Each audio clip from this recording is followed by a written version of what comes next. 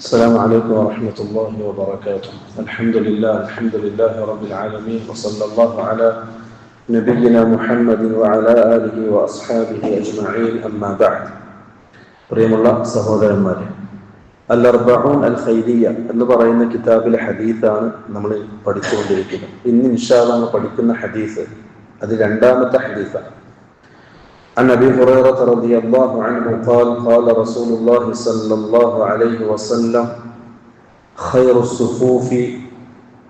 صفوف الرجال أولها وشرها آخرها وخير صفوف النساء آخرها وشرها أولها رواه مسلم. إمام مسلم رحمه الله أبو هريرة رضي الله عنه من مدركنا صحيح حديثان ഞാൻ നിങ്ങൾക്ക് മുമ്പിൽ ഓതി കേൾപ്പിച്ചു. ഈ ഹദീസ് ഉദ്ധരിക്കുന്ന സഹാബി അബൂ ഹുറൈറ റളിയല്ലാഹു അൻഹു നമുക്കൊക്കെ ഒരുപാട് കേട്ട് പരിചയമുള്ള സുപരിചിതനായ സഹാബിയാണ്. അബൂ ഹുറൈറ റളിയല്ലാഹു അൻഹുവിന്റെ യഥാർത്ഥ പേര് അബ്ദുറഹ്മാൻ ഇബ്നു സഖർ എന്നാണ്. അബ്ദുറഹ്മാൻ ഇബ്നു സഖർ. അദ്ദേഹത്തിന് ഈ പൂച്ചക്കുട്ടിയെ ഭയങ്കര ഇഷ്ടമായിരുന്നു. അദ്ദേഹം ഉറങ്ങുന്ന സമയത്ത്, പള്ളിയിലാണല്ലോ ഉറങ്ങില്ല, അഹ്ലുസുഫയിൽപ്പെട്ട ആളാണ്. അഹ്ലുസുഫ എന്ന് പറഞ്ഞാൽ മദീനയിൽ റസൂലുള്ളാഹി സ്വല്ലല്ലാഹു അലൈഹി വസല്ലം തങ്ങളുടെ പള്ളിയിൽ താമസിക്കുന്ന അന്തേവാസികൾ, നമ്മുടെ നാടൻ ഭാഷയിൽ പറഞ്ഞാൽ വീടോ കുടുംബക്കാരോ അങ്ങനെ വലിയ വലിയ ഇതൊന്നും ഇല്ലാത്ത സഹാബാക്കൾ. അഹ്ലുസുഫ ഇന്നും മസ്ജിദ് നബവിയിൽ അടയാളപ്പെടുത്തിയിട്ടുള്ള സ്ഥലം നമുക്ക് കാണാൻ പറ്റും. റൗള ഷരീഫിന്റെ ബേക്കിൽ ചെറിയൊരു കെട്ട്, ഒരു സീറ്റ് പോലത്തെ കെട്ട് ഇങ്ങനെ കാണാം. അത് അഹ്ലുസുഫന്റെ സ്ഥലമാണ്. അപ്പൊ അഹ്ലുസുഫയിൽപ്പെട്ട ആളാണ് അബൂ ഹുറൈറ റളിയല്ലാഹു അൻഹു. അദ്ദേഹത്തിന്റെ പേര്, അപ്പോൾ പള്ളിയിൽ അദ്ദേഹം ഉറങ്ങുന്ന സമയം പൂച്ചക്കുട്ടിന് അദ്ദേഹത്തിന്റെ കമ്മിന്റെ ഈ ഡ്രസ്സിന്റെ ഉള്ളിലിട്ടിട്ട് കിടക്കും. ഇഷ്ടമുണ്ട് പൂച്ചക്കുട്ടിയെ. ആ അർത്ഥത്തിലാണ് റസൂലുള്ളാഹി സ്വല്ലല്ലാഹു അലൈഹി വസല്ലം അദ്ദേഹത്തെ അബൂ ഹുറൈറ, പൂച്ചക്കുട്ടിയുടെ ഉപ്പ എന്ന അർത്ഥം വരുന്ന രൂപത്തിൽ അദ്ദേഹത്തിന് പേര് കിട്ടിയത്. അബ്ദുറഹ്മാൻ ഇബ്നു സഖർ എന്നാണ് യഥാർത്ഥ പേര്. അദ്ദേഹം ഇസ്ലാം സ്വീകരിക്കുന്നത് ഖൈബർ യുദ്ധത്തിന് ശേഷം. ഖൈബർ യുദ്ധം ഏത് വർഷം ഉണ്ടെന്ന് അറിയാം? ഖൈബർ യുദ്ധം കേട്ടിട്ടുണ്ട്. ഖൈബർ യുദ്ധം ഹിജ്റ 7-ാം വർഷം. ആരായിട്ടുണ്ടെന്ന് അറിയാം? ഖൈബർ യുദ്ധം ജൂതന്മാരായിരുന്നു. റസൂലുള്ളാഹി സ്വല്ലല്ലാഹു അലൈഹി വസല്ലം മദീനയിലേക്ക് ഹിജ്റ വന്നതോടുകൂടി തന്നെ മദീനയിലുള്ള ജൂതന്മാരൊക്കെ റസൂൽ മദീനയിൽ പുറത്താക്കി. മദീനയിലെ ആദ്യത്തെ താമസക്കാർ ജൂതന്മാരായിരുന്നു. റസൂലുള്ളാഹി തങ്ങൾ അവരെ മദീനയിൽ നിന്ന് പുറത്താക്കി അപേക്ഷിച്ച് റസൂലുള്ളാഹി ഖൈബറിൽ സ്ഥലം കൊടുത്തു. നിങ്ങൾ ഖൈബറിൽ താമസിച്ചോ എന്ന് പറഞ്ഞു. അങ്ങനെ ഇവര് ഖൈബറിൽ ചെന്നു. അവിടെ കോട്ടകൾ കെട്ടി ഈത്തപ്പന കൃഷികൾ തുടങ്ങി അവരവിടെ ജീവിച്ചു. പിന്നീട് റസൂലുള്ളാഹി സ്വല്ലല്ലാഹു അലൈഹി വസല്ലം ഹിജ്റ 7-ാം വർഷം ഖൈബറിൽ ആ ജൂതന്മാരോട് യുദ്ധം ചെയ്തു. എന്നിട്ട് അവർ ഖൈബറിൽ നിന്ന് റസൂലുള്ളാഹി തങ്ങൾ പുറത്താക്കി. അങ്ങനെ ജസീറത്തുൽ അറബിൽ നിന്ന് പൂർണ്ണമായും അവർ പുറത്താക്കപ്പെട്ടത്. അപ്പൊ അവരെല്ലാം നടന്ന യുദ്ധമാണ് ഖൈബർ യുദ്ധം, ഹിജ്റ 7-ാം വർഷം. ഈ യുദ്ധത്തെ സംബന്ധിച്ച് നമ്മൾ പഠിക്കണം. റസൂലുള്ളാഹി സ്വല്ലല്ലാഹു അലൈഹി വസല്ലമയുടെ യുദ്ധങ്ങളെ സംബന്ധിച്ച് നമ്മൾ ഇന്ന് ഈ കാലഘട്ടത്തിൽ വളരെ സുരക്ഷിതമായി സ്വാതന്ത്ര്യത്തോടുകൂടി ദീനിന്റെ ദഅവാ രംഗത്ത് നമ്മൾ പ്രവർത്തിക്കുമ്പോൾ ഓരോ ദാഇമാരും പ്രബോധകന്മാരും റസൂലുള്ളാഹി തങ്ങളുടെ ദഅവത്തിന്റെ രീതിയും ദഅവത്തിനു വേണ്ടി റസൂലുള്ളാഹി തങ്ങൾ ക്ഷമിച്ച സഹിച്ച യുദ്ധങ്ങളെ സംബന്ധിച്ച് നമ്മൾ പഠിക്കണം. റസൂലുള്ളാഹി എത്ര യുദ്ധം ചെയ്തിട്ടുണ്ട് അറിയോ? 27ഓളം യുദ്ധങ്ങൾ റസൂലുള്ളാഹി സ്വല്ലല്ലാഹു അലൈഹി വസല്ലം പങ്കെടുത്തിട്ടുണ്ട്, നേരിട്ട് പങ്കെടുത്തിട്ടുണ്ട്. അതായത് യുദ്ധത്തിന്റെ യോദ്ധാവായി അല്ലെങ്കിൽ പടത്തലവനായി 27ഓളം യുദ്ധത്തിൽ റസൂലുള്ളാഹി പങ്കെടുത്തിട്ടുണ്ട്. വാഖിദി റഹിമഹുല്ലാ അത് വിശദീകരിക്കുന്നുണ്ട് അദ്ദേഹത്തിന്റെ സീറയിൽ. 27 യുദ്ധത്തിൽ റസൂലുള്ളാഹി തങ്ങൾ പങ്കെടുത്തിട്ടുണ്ട്. അതിൽ പടത്തലവനായും അതേപോലെ നേതാവായും പങ്കെടുത്തിട്ടുണ്ട്. അതിൽ 9 യുദ്ധത്തിൽ റസൂൽ വാളുകൊണ്ട് യുദ്ധം ചെയ്തിട്ടുണ്ട്. 9 യുദ്ധത്തിൽ, ബദർ, ഉഹദ് പോലുള്ള 9ഓളം യുദ്ധത്തിൽ റസൂലുള്ളാഹി തങ്ങൾ വാളെടുത്തിട്ട് യുദ്ധം ചെയ്തിട്ടുണ്ട്. ഉഹദ് യുദ്ധത്തിൽ റസൂലുള്ളാഹി തങ്ങളുടെ വാളുകൊണ്ട് ഒരു നിർഭാഗ്യവാൻ കൊല്ലപ്പെട്ടിട്ടുണ്ട്, മുശ്രിക്കുകളുടെ കൂട്ടത്തിൽപ്പെട്ട. അപ്പൊ യുദ്ധത്തിന് സംബന്ധിച്ച് പഠിക്കണം. അതുമാത്രമല്ല, റസൂലുള്ളാഹി സ്വല്ലല്ലാഹു അലൈഹി വസല്ലം പങ്കെടുത്തതും അതല്ലാത്തതുമായ റസൂലുള്ളാഹിയുടെ കാലഘട്ടത്തിൽ നടന്ന യുദ്ധം എത്രയുണ്ടോ? ഏകദേശം ഇമാം വാഖിദി, അതുപോലെ ഇബ്നു അസാക്കിർ, ഇബ്നു ഹിശാം ഒക്കെ പറയുന്നത് 106ഓളം യുദ്ധങ്ങൾ നടന്നിട്ടുണ്ട് എന്നുള്ളത്. 106ഓളം യുദ്ധങ്ങൾ റസൂൽ അയച്ച യുദ്ധ സംഘങ്ങളും അതുപോലെ തന്നെ റസൂൽ പങ്കെടുത്ത യുദ്ധങ്ങളൊക്കെ കൂട്ടിയിട്ട് 106ഓളം യുദ്ധങ്ങൾ നടന്നിട്ടുണ്ട്. നമ്മൾ പഠിക്കുന്നതിനെ സംബന്ധിച്ച്. എന്നാലേ നമ്മൾ ഇന്ന് ചെയ്യുന്ന ദഅവത്തിന്റെ മാധുര്യം ആസ്വദിക്കണമെങ്കിൽ റസൂലുള്ളാഹി തങ്ങളുടെ ചരിത്രം പഠിക്കണം, റസൂലുള്ളാഹിയുടെ ദഅവത്തിന്റെ രീതി പഠിക്കണം, ആ കാലഘട്ടത്തിൽ ദഅവത്തിന്റെ അതിൽ ക്ഷമിച്ച സഹിച്ച ത്യാഗങ്ങൾ പഠിക്കണം. എന്നാൽ ഈ കാലഘട്ടത്തിലെ പ്രബോധകന്മാർക്ക് ദഅവത്തിന്റെ ലദ്ദത്ത്, രസം കിട്ടും. അല്ലെങ്കിൽ ഒരു ചടങ്ങ് പോലെ ചെയ്യും. അതുകൊണ്ടാണ് പെട്ടെന്ന് മടുപ്പ് വരുന്നതും നമുക്ക് ഇഷ്ടപ്പെടാത്ത കാര്യങ്ങൾ വരുമ്പം മാറി നിൽക്കുന്നതും. ആ ലദ്ദത്ത് കിട്ടാത്തതാണ്, രസം കിട്ടാത്തതുകൊണ്ടാണ്. രസം കിട്ടണമെങ്കിൽ റസൂലുള്ളാഹി തങ്ങളുടെ ചരിത്രം പഠിക്കണം. നമ്മുടെ കയ്യിൽ എങ്ങനെയാണ് ഇസ്ലാം വന്നത് അതിനെ സംബന്ധിച്ച് പഠിക്കണം. പറഞ്ഞു വന്നത്, ഖൈബർ യുദ്ധത്തിന് ശേഷമാണ് അബൂ ഹുറൈറ റളിയല്ലാഹു അൻഹു ഇസ്ലാം സ്വീകരിക്കുന്നത്. റസൂലുള്ളാഹി തങ്ങളുടെ കൂടെ ഏകദേശം 4 വർഷം അദ്ദേഹം ജീവിച്ചിട്ടുള്ളൂ. 4 വർഷം. ആലോചിക്കണം, റസൂലിന്റെ കൂടെ 4 വർഷം ജീവിച്ചിട്ടുള്ളൂ. റസൂലുള്ളാഹി വഫാത്താകുന്നത് എപ്പോഴാണ്? ഹിജ്റ 11 റബീഉൽ അവ്വൽ മാസം റസൂൽ വഫാത്താകുന്നത്.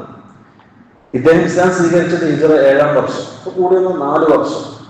ഈ 4 വർഷം കൊണ്ട് അദ്ദേഹം ഇന്ന് ചരിത്രത്തിൽ ഖിയാമത്ത് നാൾ വരെയുള്ള സഹാബാക്കളുടെ കൂട്ടത്തിൽ ഏറ്റവും കൂടുതൽ ഹദീസ് റിപ്പോർട്ട് ചെയ്ത സഹാബിയാണ്.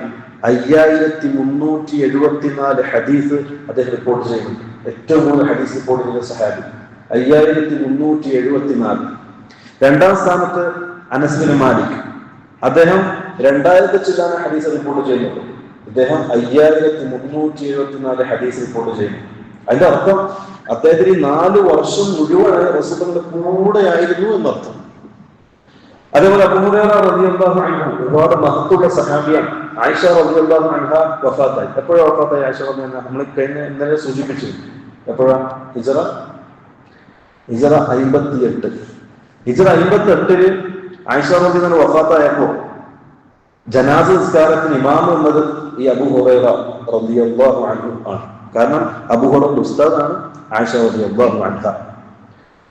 ഹിജ്റ 59 അബൂ ഹുറൈറ റളിയല്ലാഹു അൻഹു മരണപ്പെടുന്നത് മദീനയിൽ വെച്ച്.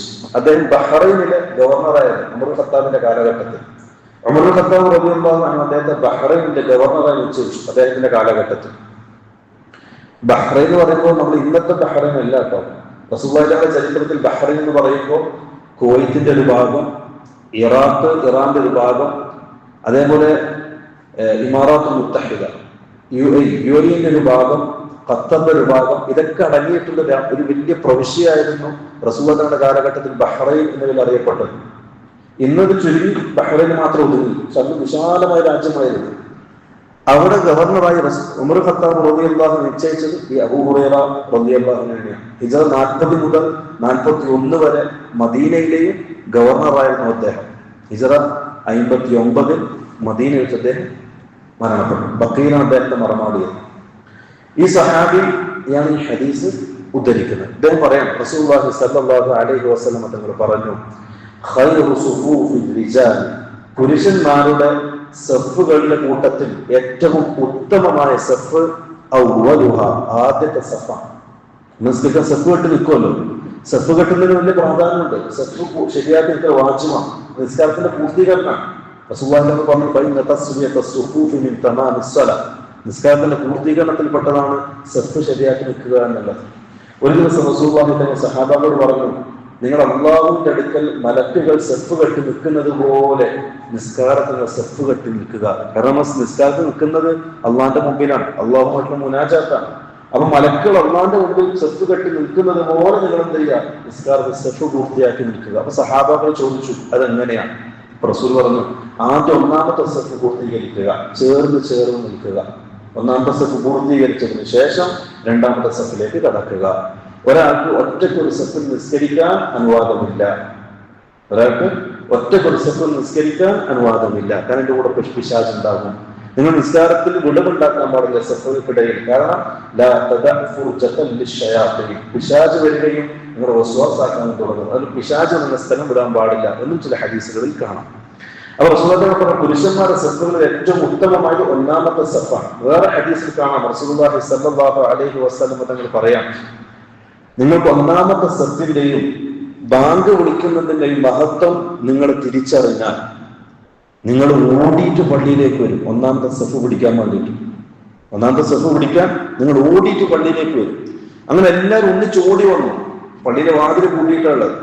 നിങ്ങൾക്ക് 1-ാമത്തെ സഫിലേക്ക് വരണമെങ്കിൽ നെറുക്കിട്ടിട്ട് തിരഞ്ഞെടുക്കണം ആർക്കാണ് 1-ാമത്തെ സഫിലേക്ക് വരേണ്ടതെന്ന്.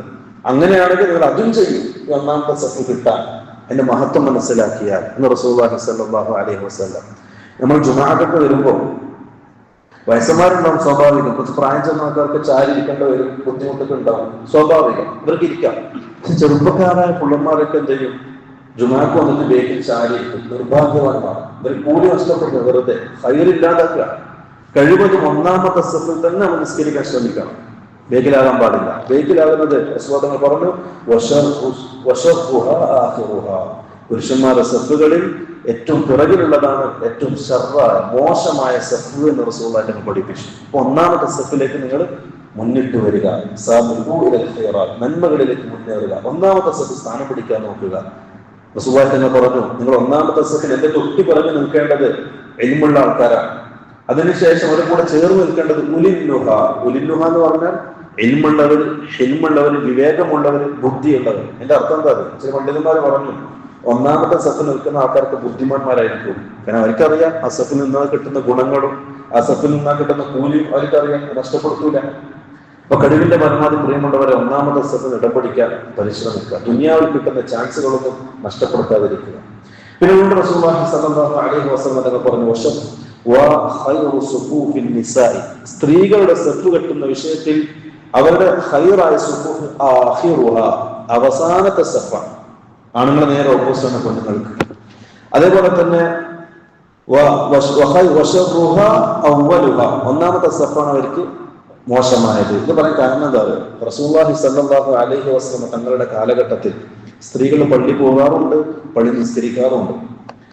അവർ നമ്മളെ പോലെ ആണുങ്ങൾക്ക് വേറെ പെണ്ണുങ്ങൾക്ക് വേറെ എന്നായിരുന്നില്ല.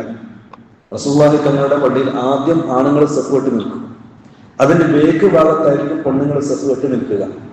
അപ്പൊ റസൂലുള്ളാഹി തന്നെ പറയും, നിസ്കാരം കഴിഞ്ഞ സ്ത്രീകളൊക്കെ എഴുന്നേറ്റ് പോകുന്നത് വരെ ആണുങ്ങൾ ആരോപിച്ച് പോകാൻ പാടില്ല, കാരണം ഇഖ്തിലാത്താകുന്നതുകൊണ്ട്. അപ്പൊ ഈ സ്ത്രീകളുടെ ആദ്യത്തെ സഫ് വരുന്നത് എവിടെയായിരിക്കും? ആണുങ്ങളുടെ അവസാനത്തെ സഫിന്റെ ബേക്കിലായിരിക്കും. അതുകൊണ്ടാണ് റസൂൽ പറഞ്ഞത് അവിടെയാണ് ആണുങ്ങളുടെ ശർറായ സഫ് അവസാനത്തതും പെണ്ണുങ്ങളുടെ ശർറായ സഫ് ആദ്യത്തതും എന്ന് പറയാൻ കാരണം അത്രത്തോളം റസൂൽ സൂക്ഷിച്ചിരുന്നു എന്നർത്ഥം. ഇഖ്തിലാത്ത് എന്ന് പറഞ്ഞാൽ ആണും പെണ്ണും കൂടിക്കലരുക, മഹ്റമല്ലാത്ത ആണും പെണ്ണും കൂടിക്കലരുക, വളരെ ഗൗരവപ്പെട്ട വിഷയമാണ്. റസൂലുള്ളാഹി സ്വല്ലല്ലാഹു അലൈഹി വസല്ലം പറയണം. അപ്പോൾ പെണ്ണുങ്ങളുടെ സഫ് പിറകിലുള്ളതാണ് ഏറ്റവും ഹൈർ, ആദ്യത്തിലുള്ളതാണ് ഏറ്റവും ഷർറ്. ആണുങ്ങളെ നേരെ ഓപ്പോസിറ്റ്. അല്ലാഹു സുബ്ഹാനഹു വ തആല ഇൽമു പഠിക്കാനും അത് പ്രാവർത്തികമാക്കാൻ നല്ല തൗഫീഖ് നൽകി അനുഗ്രഹിക്കുമാറാകട്ടെ. ഹദാ വല്ലാഹു അഅലം വസല്ലല്ലാഹു അലാ നബിയിന മുഹമ്മദിൻ വഅലാ ആലിഹി വസഹ്ബിഹി വസല്ലം.